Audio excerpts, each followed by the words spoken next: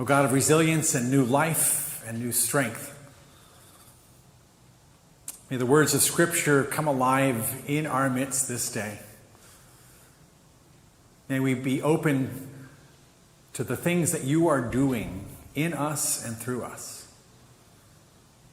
And may we dare to hope and believe that you still have plans for us, that you still rebuild gates and repair stones and even build new walls. Amen. So probably one of the more interesting texts you've heard in church in a while. And let me give you a little historical context to what you heard. The people of Israel were led away into exile in about 586 BC. And they came back little by little, starting in 538 BC after the Edict of Cyrus. But they didn't come back all at once. They came back kind of in waves, kind of first group, and then a couple decades later, a second group, third group, and fourth group. And Nehemiah is part of the group that's coming back now in the middle of the 5th century BC, maybe 444, 445 BC. So sometime, maybe 100 years after that first group had come back. But the city of Jerusalem still is lying in ruins, and he's come to kind of remedy that. So I came to Jerusalem, that was there for 3 days. I got up during the night, and first thing he decides to do is kind of go on a scouting mission, right? That's what all of that travel on that animal was about. He gets up at night, and he takes a couple of his men, and they make their way around the city walls. And first they go to the Valley Gate, past the Dragon's Swing, and to the Dung Gate, and I inspected the walls of Jerusalem that had been broken down, and all of its gates that had been destroyed by fire. Now, the people didn't know why he was there yet. He hadn't told anybody why he was there. He came actually with orders and with the blessing of King Artaxerxes, and he was going to be allowed to serve as governor of Jerusalem. And so he was given some authority, and he was also going to, he had a heart for his city, his people's city, and he wanted to come back and help with the rebuilding. But he hadn't told them yet about what was going to happen. And so I said to them, you see the trouble we're in, how Jerusalem is in ruins, how its gates are burned. Come, let us rebuild the wall of Jerusalem, and that we may no longer suffer disgrace. And I told them that the hand of my God had been gracious upon me, God was with me.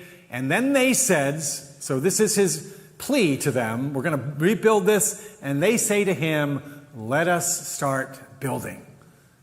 And so they committed themselves to the common good. That kind of is the exclamation point of this story. Let us start building. And they commit themselves to the common good.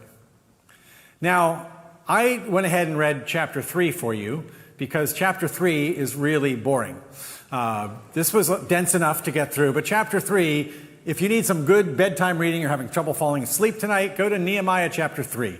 I guarantee, because this is an actual photo of the building project. No, this is not a photo of the building, but this is a depiction of what the building project probably looked like, gate by gate, as they're rebuilding portions of the wall, parts of the gates, all of the damage that had been done.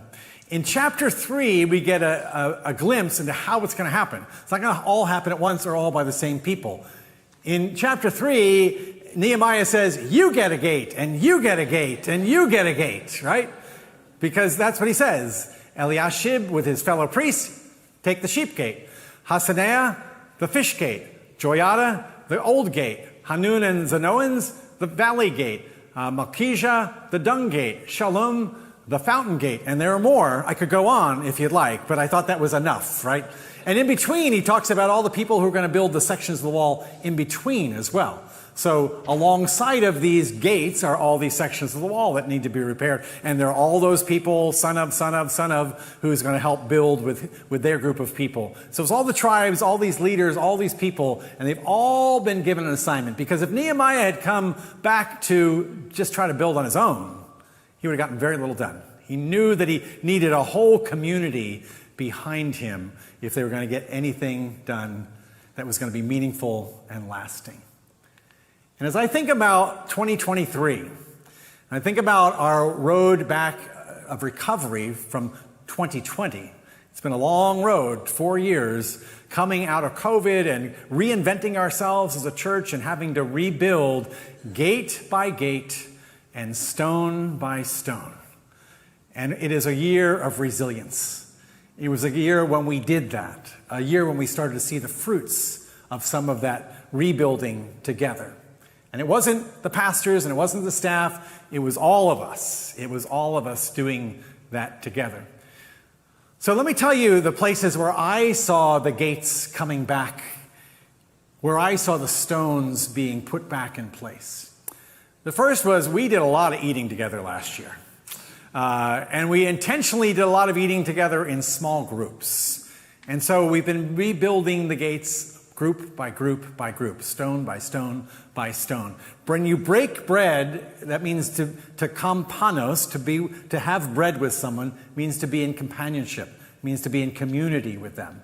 And so we've been doing a lot of breaking bread, whether it was our Mom's Night Out, which is rejuvenated and now is providing a safe space for the moms in the congregation who have 100 things to do at any one moment of their lives. And this is just a chance for them to get away and connect and to rejuvenate just a little bit, connect with other moms from the congregation. Our Adults Loving Life group is having amazing resurgence. And they gather for a monthly meal.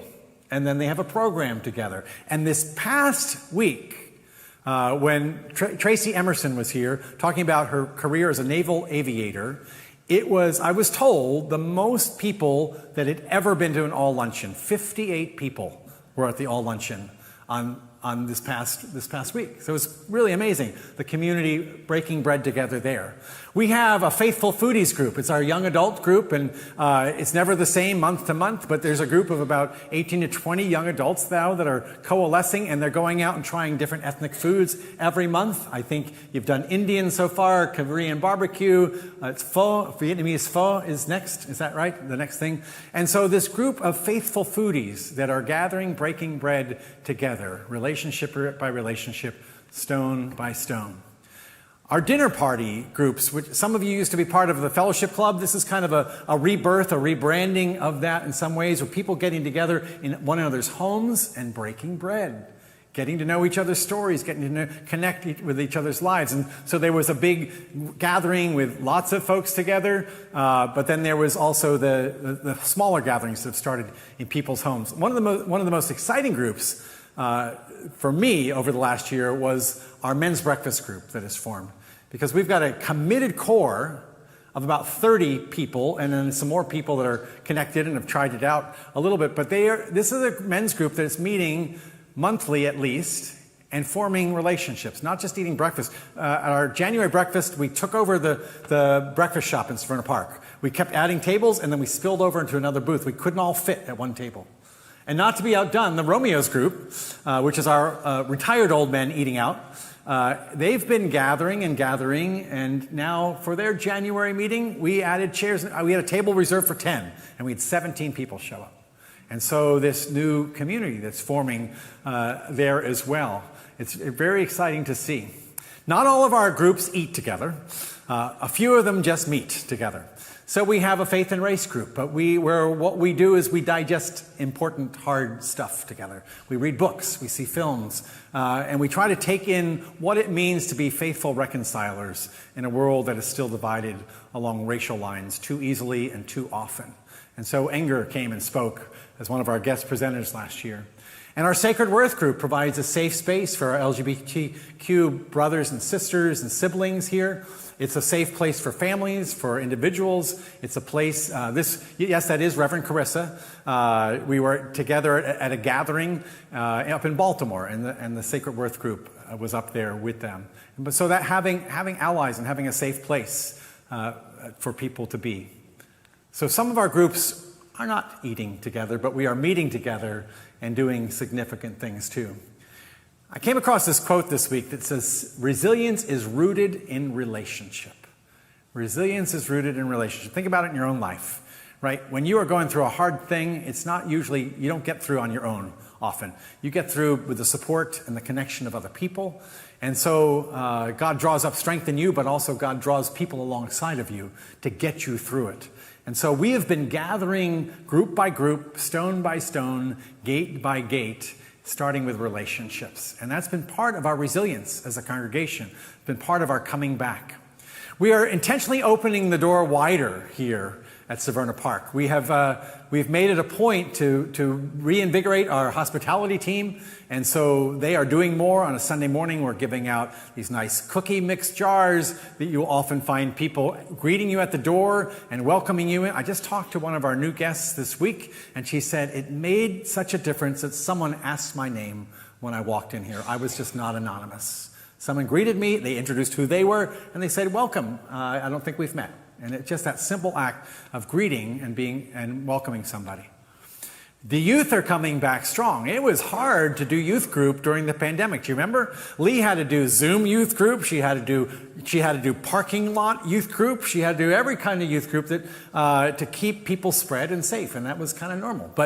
But now, the next year, we had some of our youth coming back, and then we had some more youth coming back. And this past year, we have a lot of youth coming back. More youth going to Appalachia Service Project again, more youth coming out on a Sunday night, new people showing up, not just in the fall, which is typically when we get new people, but all year long. We have continued to have guests. I had coffee with one of our newer guests this week, and she said, we are coming to your church because of your youth program. I was so hurt. She said it was not my preaching. No, I was so thrilled because one of the things I told her is there are many gates into our church. There are many doors into our church. It's not just through worship. It's not just through the pastors. It's not just through Sunday school, although that's a great gate into our church. But there are many ways that people come. And our youth ministry continues to be one of the most vibrant things we do. And we have more and more of our youth. Today we started our confirmation class. We had over 20 youth in our confirmation class today. I pray for the boys because I think they're like 18 girls and maybe 3 boys in that class. So pray for Lee, and all of us will be teaching in that class over the year. And last year we had a significant transition with Reverend Lee, who retired officially but stayed on in her role with the youth. And so, and she continues to build an amazing community with our youth, as does that team of counselors that show up week by week. But just what a great, great group. It's not just the youth that are coming back, it's the kids and the families that are coming back. Churches are discovering that this has been the hardest group and the slowest group to come back to churches post-pandemic. Did you know that? You might have thought that it would have been older adults. You know, if you would have guessed, like, which demographic will be slowest to come back? It's actually been families with younger kids who were just kind of taking their time, figuring out what was safe for their kids and what was safe to do in community again. But there are lots of kids, lots of families coming back. Our Sunday school is growing again, so they're doing backpack buddies on a monthly basis back there. Our Bible school is thriving and vibrant. You have to sign up early or you end up on the wait list. That sign-up's coming up in February, so make sure you note this. Our family events are stronger than they've ever been, even pre-pandemic. So our Easter extravaganza and our Some Music and S'mores were the biggest that those Advent and Easter events have ever been. And so it's just so exciting and so much fun to see that. Erica does an amazing job in our children's ministry and the team of teachers that she works with and all those folks and all the ways she loves our kids into faith. Look at how many kids we gave Bibles to last year. Isn't that a great scene to know all of those kids are being nurtured in the life of this church and all those kids who showed up for Christmas Eve pageant? The scout troop here that meets here is growing again as well. They've had to rebuild bit by bit, and now they are thriving, and our partnership is thriving with them as well. In spite of the stuff that was going on at the national level between the Methodist Church and the Scouts and all that stuff, at the local level, this is a thriving partnership that we have. And I encourage you to go to their spaghetti dinner 1 week early this year. Don't go on Shrove Tuesday. You'll be a week late. Sorry. What did I just say? Spaghetti. Yeah. You know that is like a throwback. The scout troop at my church when I was growing up used to always do a spaghetti dinner, and I'm sure that's where that came from. Don't come for spaghetti, and don't come on February 6th. Come for do come on February 6th. Don't come. Check your bulletin. Yeah, it's February 6th, and you'll get pancakes, something like that. We do this thing called First Fruits Farm now, which is a great food picking ministry. And our kids and our parents can go out and pick food, and then that food goes to food pantries and people who are hungry. And that's something our kids are doing, our families are doing together. Byron, the Bible is hot. Isn't that good news? Yeah, amen. Byron and I were talking a lot this fall about how many people we collectively had between our two Bible studies that we were offering. I was offering a class called the Bible Unwrapped, which was an in-person class, kind of an intro to the Bible, and we were learning all kinds of things about the Bible. And one of the things I loved about that class is we had people literally who had been in our church for 2 weeks to over 50 years, everything in between.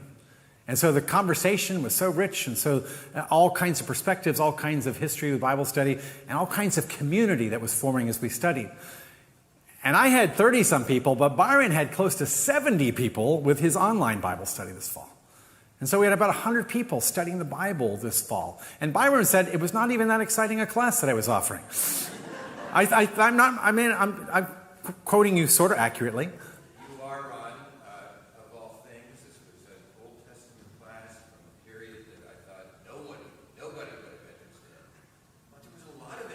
A lot of interest, that's right. Byron said, I don't know if anyone's going to come to this class. Lots of people showed up. Lots of people were part of that. So the Bible, we're digging into the Bible together. That's a sign of resilience. That's a sign of a gate being rebuilt. Missions is moving back to full strength. And I have to say, of all the things that happened to us as a congregation during the pandemic, one of the hardest things was that we had to pull back from so many of our face-to-face and hands-on ministries where we were serving alongside of and with people in need. And so that was really hard, and bit by bit, stone by stone, gate by gate, we've been able to rebuild those partnerships. So we were back in Costa Rica for the first time since 2019, building a church and rebuilding a partnership. Our kids showed up with their families and with seniors and all kinds of people to rise against hunger. Our winter relief, we're not just doing one winter relief, now we're back to doing 2 winter reliefs a year. Another sign of resilience, right? So lots of people serving, lots of new people filling in. This men's group I told you that was eating, they're also now serving together. And they're signed up to serve again this coming winter relief. We've got our garage sale. Do you remember we couldn't do a garage sale together. Then we did a clothing sale, and then we did 1 garage sale, and last year we were back to 2 garage sales to be able to raise money for missions and also provide a great service to the community.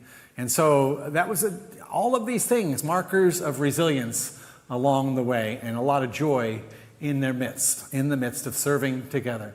So this church's DNA is built around service, and to not be able to serve for a season was really hard.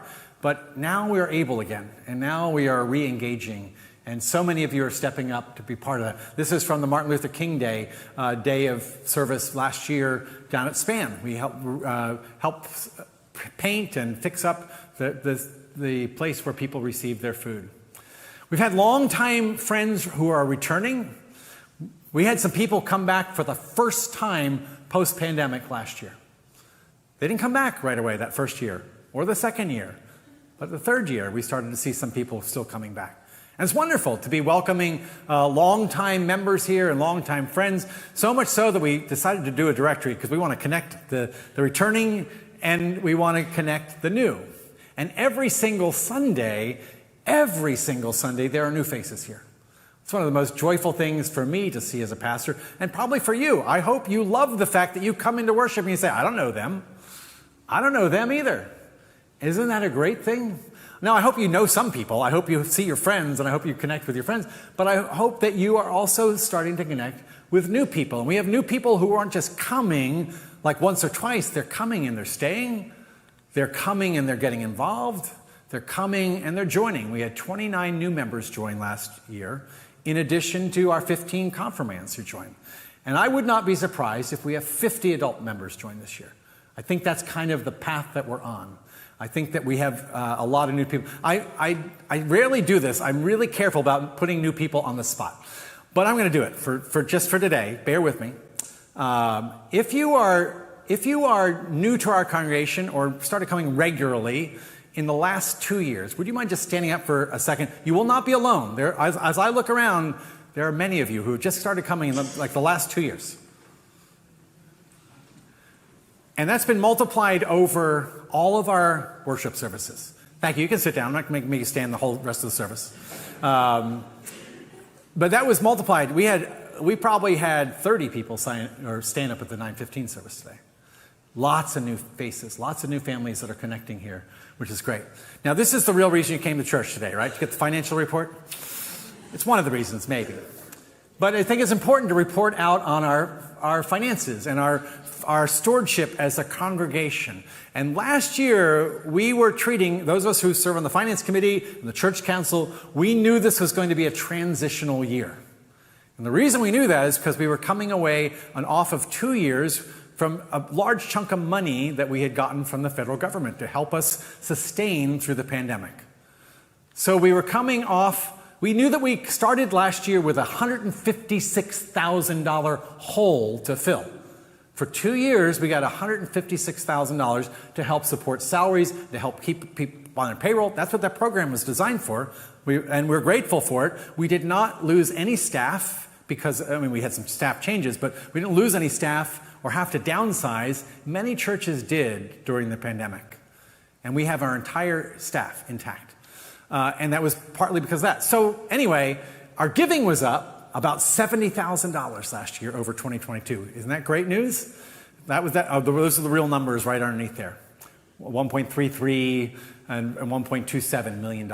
That's a lot of money that you all gave. That's a lot of support that you all gave week by week and check by check and online donation by online donation. So last year we projected, because again, it was going to be a transition year. We didn't think we'd get back all the way. We budgeted for $70,000 of reserve money that we thought we were going to have to use. And that was going to be okay because we had it. And we thought it was a step toward strength, a step toward resilience. Do you see the good news at the bottom? We only ended up using less than $10,000 of our reserves last year. That is a huge win for this congregation. And you are to be thanked because of your generosity and because of your faithful stewardship. So I want to thank you. Can you give yourselves a hand for that? That is good news. Because none of these other slides are possible unless we are supporting the ministry of this church, unless you are giving faithfully, generously. So thank you, thank you, thank you. Engagement and commitment are rising. We don't just have people coming, but we have people who are engaged. The new metric it was already becoming the new metric. It's really the new metric post-pandemic. Is not worship attendance. Worship attendance is one metric, but the one that you look at in churches is how engaged and how committed are people. What are they doing beyond just Sunday worship? Sunday worship patterns are forever altered. Pre-pandemic, we worshiped 500 people on a Sunday. We're not back there yet, but we're getting there. We're climbing. Our worship attendance grew by almost 100 a Sunday over the year before. That's good news, right? We're trending in the right direction. But patterns have changed and they will forever change. That's across the board, all kinds of churches. But what churches are discovering is that people committing and serving and showing up beyond Sunday morning is the better metric to track.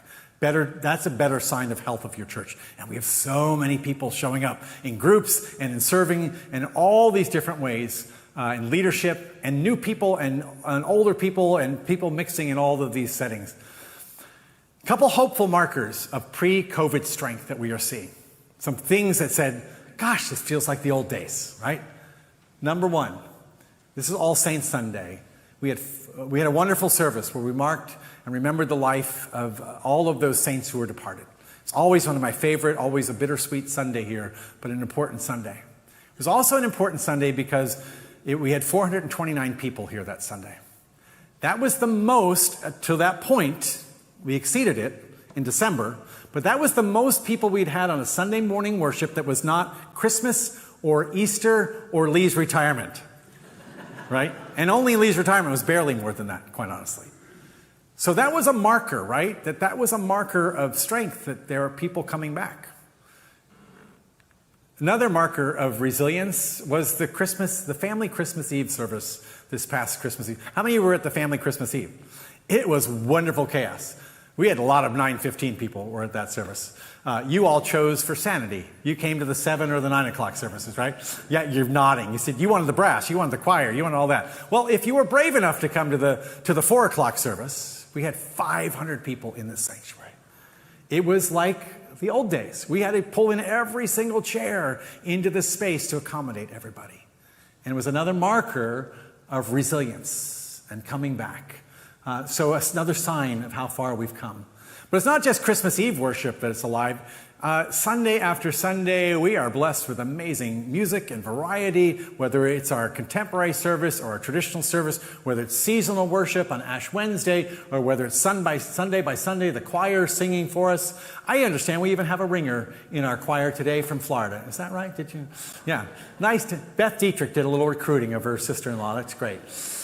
So we have our Early Risers choir was the last choir to come back. They're the 8 o'clock service. And they had enough people to restart that choir now at the 8 o'clock service, which is great. It's never been a huge choir, but they had enough. Reverend Byron continues to bring great messages. This week happened to be from a really old Bible. I think you were holding up one of the super old Bibles that week, but what a gift that is. We gather around this table month by month. We did some fun things in worship this past year too. I hope they were fun, but I hope they were meaningful too. Like our Hello, My Name Is series, and we looked at all those naming stories in the Bible, but we were also wearing name tags and also doing things to get to know each other's names, to build community. Hello, my name is. And then we did our baseball series in the middle of summer just to change the pace. But I found there was a lot of depth in the things that we talked about and how baseball had tie-ins to the way that our life of faith goes. And Betty was able to tell me that there are 59 and a half days to opening day for the O's. We worshiped outside with our pets and gave God thanks for the goodness of creation, our blessing the animals. And one of the best services that we had all last year did not happen on a Sunday morning. It happened on a Tuesday night. It was the Tuesday before Thanksgiving, our joint Thanksgiving service with Asbury Town Neck. They brought their music team, they brought their preacher and my friend, Dr. Reverend Tori Butler, and we have reignited a partnership and have plans to do more together as our congregations. And if you were here for that service, the Spirit was so alive in this place. Another time that we were worshiping. Our kids are back singing in worship again on a regular basis. We had a really holy Christmas season together. How many of you are here lifting a candle, singing Silent Night? And didn't it feel good to be back in this place together and feel the energy and the warmth and the love? In Nehemiah chapter 2, the people say, in response to Nehemiah's challenge, let us start rebuilding. Let's get building, they say. And I want to change that just slightly. As we think about 2024, let us keep building. Because we have come a long way, friends. We are a long way from where we were in March of 2020.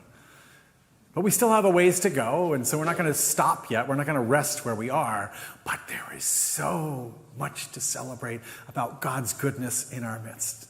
There is so much to celebrate about your faithfulness and your stepping up and your investing and your showing up and your being part of this. Friends, in 2024, let us keep rebuilding. Let us be resilient. Thanks be to God. Amen.